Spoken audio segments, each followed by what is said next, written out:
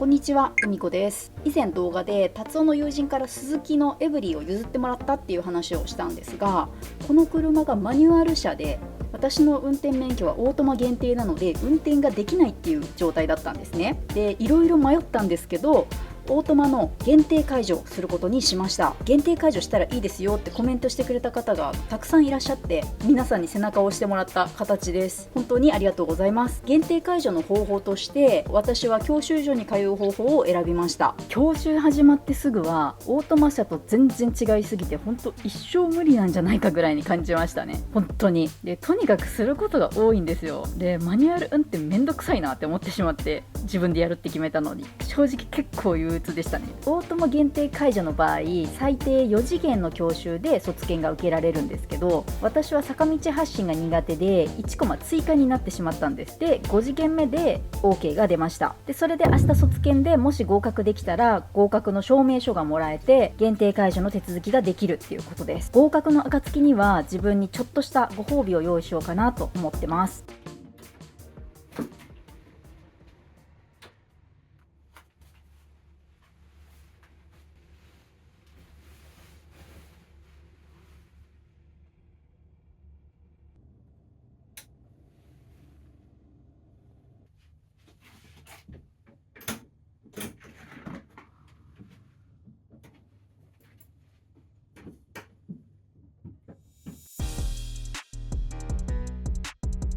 先ほど卒検が終わりまして、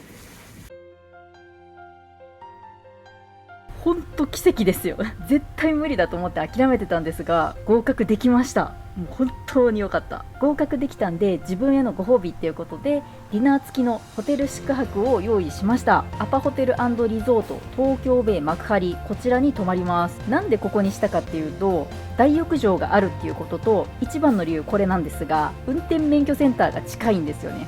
これで明日スムーズに限定解除手続きができるっていうわけです。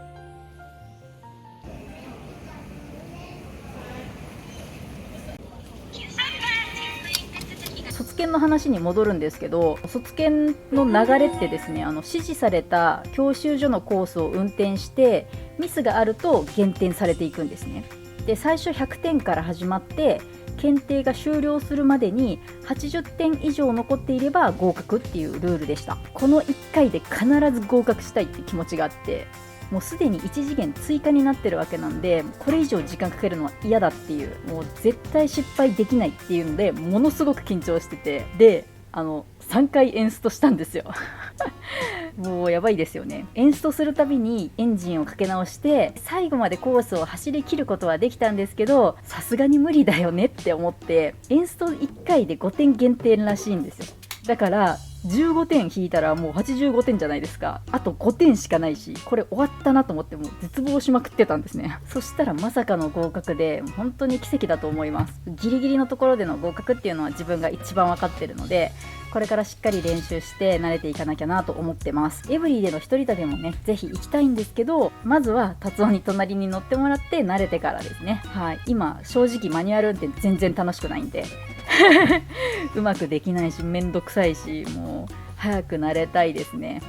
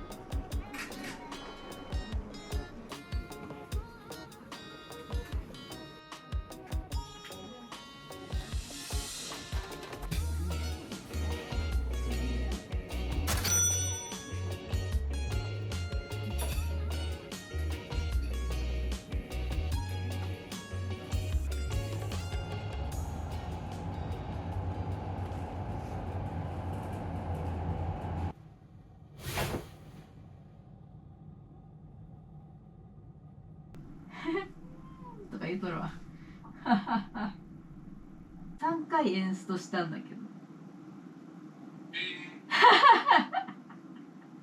マイナス5点3回で15点引いたけど、でもギリいけたってことだよね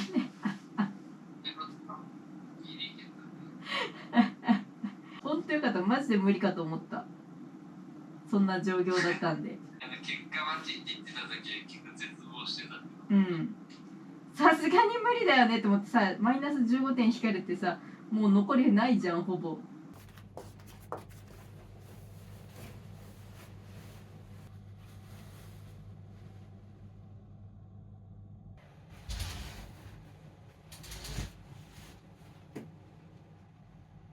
し。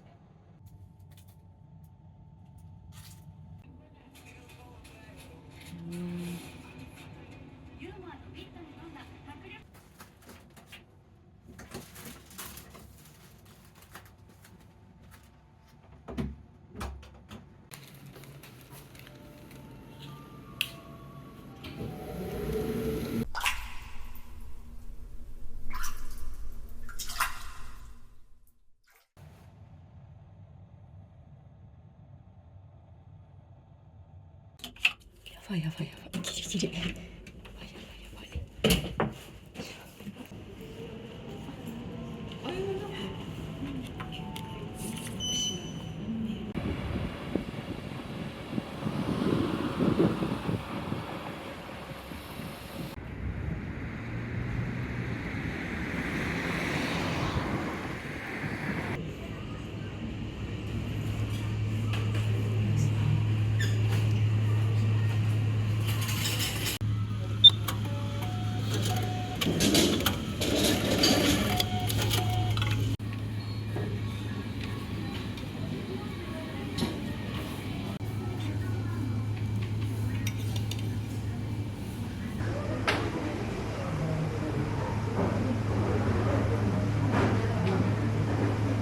ここまでご覧いただきありがとうございます。今回合格できて本当に良かったです。緊張して肩に力が入ってしまって肩こりがすごいんですよ。早く慣れたいですね。 YouTube にマニュアル運転の仕方の動画って結構上がってて、事前にこれを見てから教習に行ったんですよ。もちろん見るのと実際やるのは全然違うんですけど、結果これやってすごく良かったです。というのが、私最初に当たった先生が結構説明少なめの方だったんですね。動画で見た知識で補完できたのでかなり役立ったんですよ。これから教習所に行くよっていう方がいらっしゃいましたら、どういうタイプの先生に当たるのかわかんないので、事前に動画を見ておくことはすごくおすすめです。恒例のコメント紹介です。前回の動画、ベトナムのホーチミンを一人旅しましたっていう内容にいただいたコメントです。コリキ R60 さんから、ベトナムはハイランズのコーヒーがうまいです。コーヒー少し違うんですよね。ハイランズっていうカフェ、ホーチミンでめっちゃ見ました。私はちょっとコーヒーが苦手で飲めないんですが、達夫がコーヒー好きなのでベトナムコーヒーを